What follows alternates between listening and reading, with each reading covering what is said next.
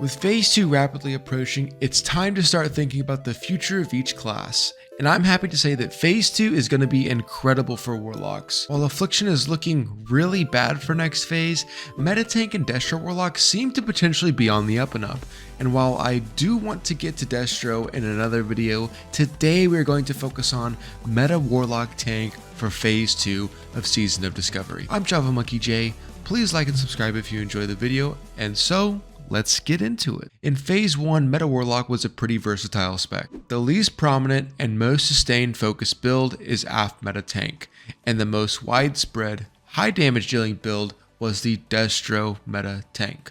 While both specs performed pretty well from a DPS perspective, Destro Warlock was obviously able to output more damage, and this is largely due to their Incinerate plus Lake of Fire synergy, netting them an additional 55% fire damage on their abilities, which, if you didn't know, every single ability you cast as a Destro Warlock does fire damage, so a big buff for them. Essentially, Destro Meta Tank is a Destro Warlock without Chaos Bolt.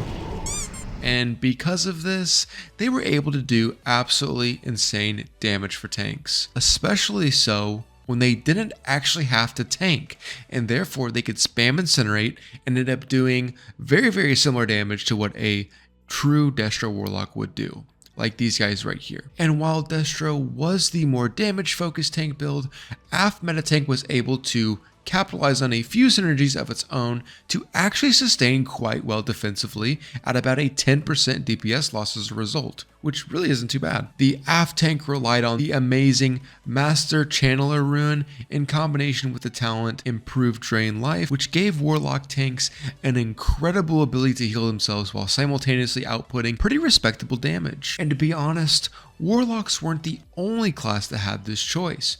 Across the board, almost every traditional tank class had the flexibility to choose between a more DPS focused tank build and an actual high defense, high stam, tanky build. For example, Paladins would opt to run Crusader Strike over their traditional tanking rune of Hand of Reckoning, or they might run Divine Storm as well over their traditional tanking talent Aegis, and this was to pull in more damage for the raid. Likewise, Shamans would run Dual Wield Specialization over Shield Mastery, or they might run Lava Lash over Molten Blast, again to just bring in more damage and drop some of the mitigation that they were bringing with their toolkit. Not to mention, Warriors would also see similar sacrifices for damage focused runes over runes that would traditionally be considered tank runes, as the role in the raid would imply. And the reason for this is quite simply, the content is not difficult enough to require a true tank. In Phase 1, we did not see any taunt swap mechanics, for example. We saw soaking mechanics for tanks on Akuma, but groups like mine were avoiding these mechanics day one, opting to just DPS the boss and ignore the mechanics completely. Not to mention, the bosses simply did not hit hard enough to require a solid tank, like in the traditional sense of level 60 content in Classic and up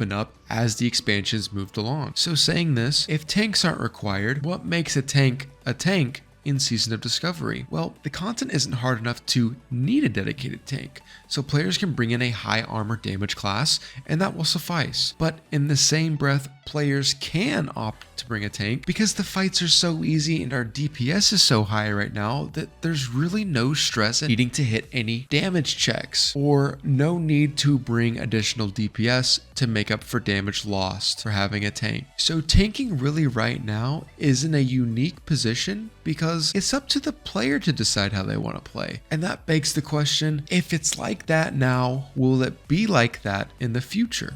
And I think for Phase 2, the answer to that question is yes. Largely because Blizzard has said that they want to keep SOD a casual experience. And if you don't believe me, this is straight from the horse's mouth. The nature of Season of Discovery 2 is that, you may level to 25, find all the runes, level an altar 2, and maybe you want to just kind of take a break for a week or two. Like, we don't want to shackle you to the game. Approachability and respecting your time is a big goal here. So now that we know what tanking is, which it can be anything you want it to be right now, what will Meta Warlock look like in Phase 2? The way that tank is played right now gives Warlocks 2 additional ways to play the game next phase. To break this down and to give out as much info as I can from the perspective of someone that plays quite a bit of Meta Warlock now, I'm going to show you pre-raid Bisque gear, runes, talents, and then rotations for each different spec in that order. But before we start that, I do want to add a little asterisk and basically say I have zero clue what runes will be next phase. I can almost guarantee you, however, each of these builds will be catered to in some way, shape, or form and will likely still be viable even after rune implementation. So with that out of the way, let's talk about it. The two specs that I see being viable for Meta Warlock are the Support Warlock and the Destro Warlock. The Meta Support spec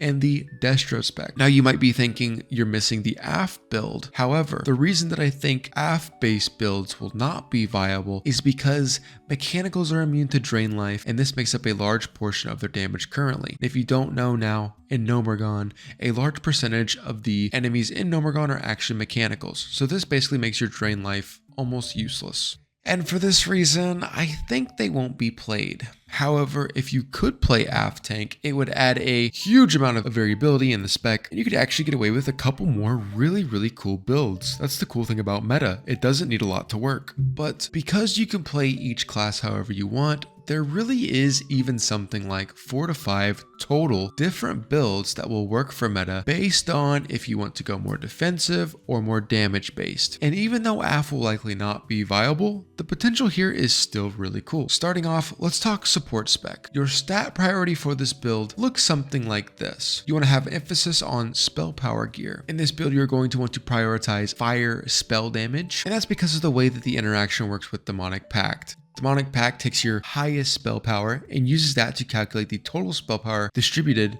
amongst the group. Now, I won't go through the individual items on the Abyss list. This takes quite a bit of time to do, but I will link these lists below so you can grab them easily. Moving on to runes. For runes, we will be using Demonic Tactics and Demonic Pact. And of course, meta. We take both the demonic runes for the crit synergy because we will be relying on Demonic Pact to boost our party's spell power by about 25 spell power in full Abyss. This is huge because now you can run a Warlock tank to buff casters without losing melee group buffs that will be available next phase. Also, an additional 25% spell power in pre-raid Abyss is basically like adding one additional item to each caster. This will hugely bring up your party's damage overall, and hopefully help you get some of these bosses down fairly quickly. Combine this with synergies from other casters like 3% crit from Boomkins and 3% increased fire damage from Mage, plus maybe throw in an S-Priest that might benefit from improved Shadow Bolt, and casters may be in pretty decent shape as a team. I don't know. Comment down below if you think I'm coping.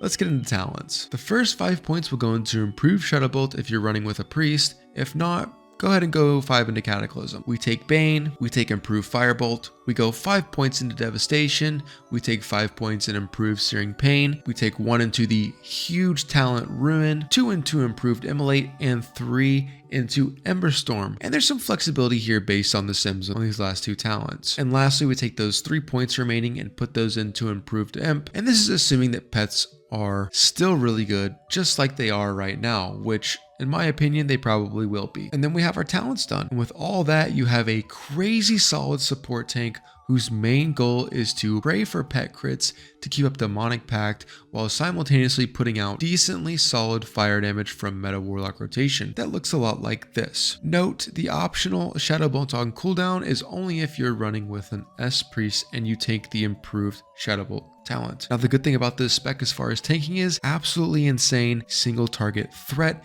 and the ability to boost your homies during the fight. Overall, I think this build will do pretty okay damage. It'll have good survivability with armor scaling, and it will be an absolute mandatory asset for parsing caster groups. And it may end up being the meta if casters end up getting really good buffs over this next bracket. And next, moving on to the meta build that I personally will be running to parse big numbies, we have the true Destro meta tank. This will be your best in slot with stat prio listed here. You'll be running Lake of Fire and Incinerate for that huge 55% bonus fire damage, with your main objective being to keep this at 100% uptime on the boss as much as possible. Moving on to talents. If pets are still good, which again, I think they will be, you'll be running one of 2 builds. First build takes points into improved Searing Pain, and this build is for people who are actually tanking. Currently in phase 1, if you want to parse, your goal is to spam as many Incinerates as humanly possible to get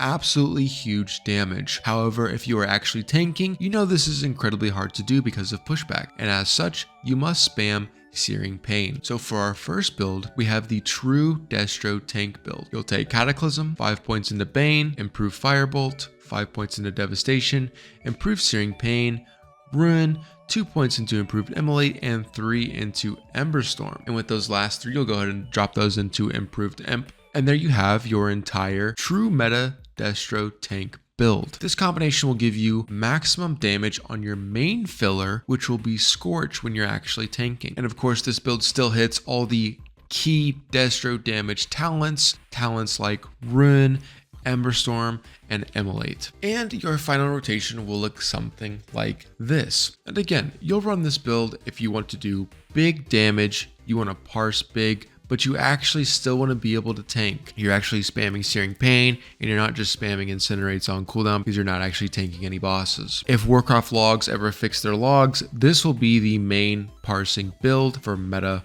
Warlock tanks. However, since they're not fixed, there is one additional spec that you must know about if you want to parse. And next, we'll talk about that. This is the parse build. The parse build is so similar. We just need to swap points out of improved Scorch for things like Destructive Reach, so we can get down to improved Immolate while not wasting talents. And lastly, we have some bonus points to put into improved Immolate. And so, with the talents completely done, here is your rotation for the parse build. Again, this is a build that focuses on spamming Incinerate, maintaining like a fire on the boss, maintaining Immolate, and instead of filling the gaps in between with Searing Pain because you're tanking the boss, you will be spamming Incinerates to get huge damage numbers on Warcraft logs to parse high. Now when Warcraft logs fixes the meta tank issue for parses, this build might not be as viable as the other one, but this will be the best build for parsing if everything stays the same for phase 2 on Warcraft logs. Alright guys, and there you have it. Meta Warlock builds for your pre-raid phase 2 Nomergon raid. A bit of theory crafting, a bit of cope. Let me know what you guys think in the comments below. What builds are you running with? What are you most excited for? What runes do you think that we'll get? And most importantly, will Affliction ever become a viable spec in PvE content? Let me know down below. I've been Java Monkey J. I'll see you guys in the next one. Thanks for watching. Peace.